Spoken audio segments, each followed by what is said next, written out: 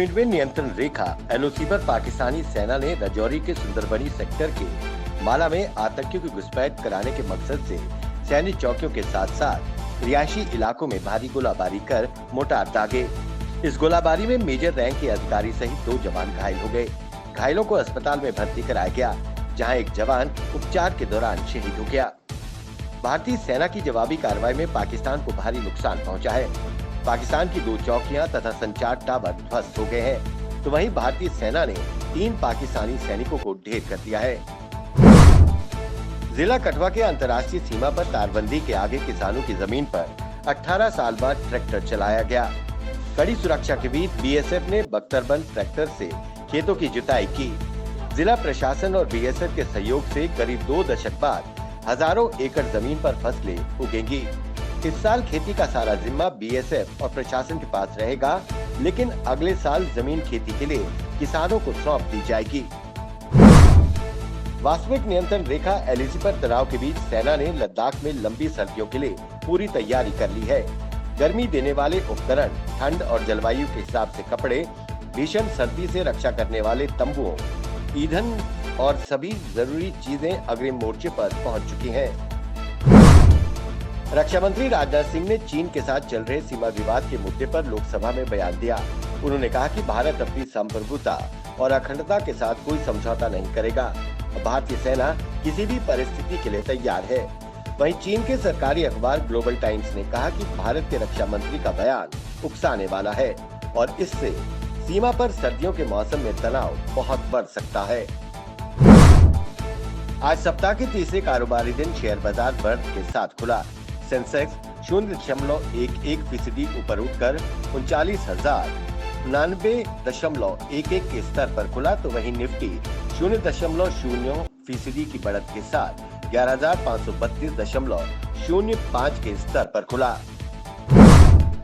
अमेरिकी राष्ट्रपति Donald Trump की मौजूदगी में एक लंबे समय से चली आ रही दुश्मनी भुलाकर रिश्तों को सामान्य करने के लिए यूएई और बहरीन ने इजराइल से ऐतिहासिक करार किए हैं।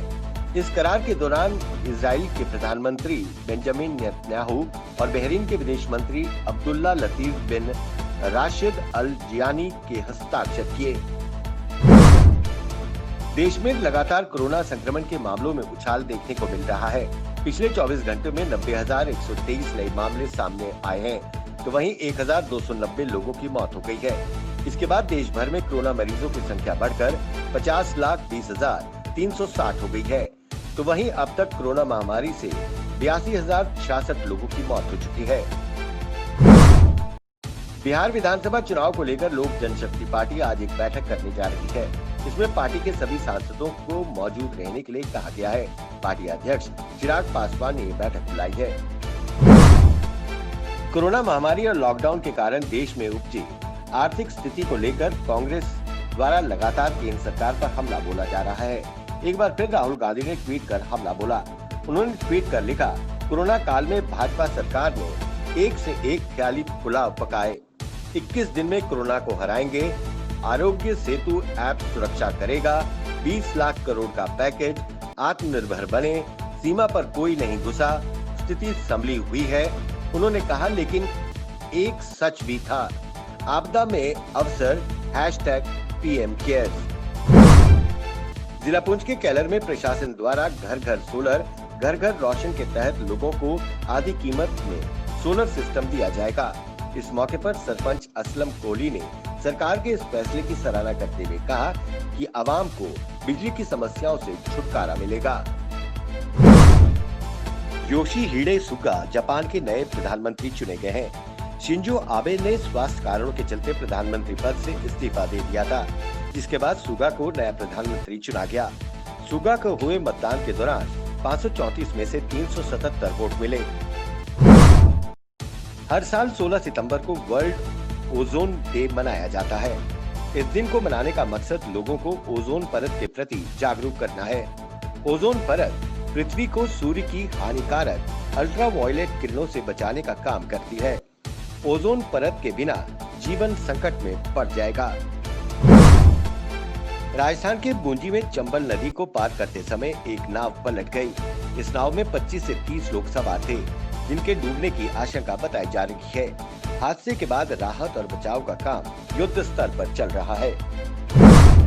भारत की पूर्वी और पश्चिमी सीमा पर तनाव जारी है। जहां एक तरफ चीन लगातार अपने तेवर दिखा रहा है, वहीं पाकिस्तान की तरफ से घुसपैठ की कोशिश की जा रही है। राज्यसभा में गृह राज्य मंत्री नित्यानंद राय ने बताया कि पाकिस्तान ने फरवरी में 0, मार्च में 4, अप्रैल में 24, मई में 8, जून में 0 और जुलाई में 11 बार घुसपैठ की कोशिश की। वहीं पिछले 6 महीनों से भारत चीन सीमा पर कोई घुसपैठ नहीं हुई है।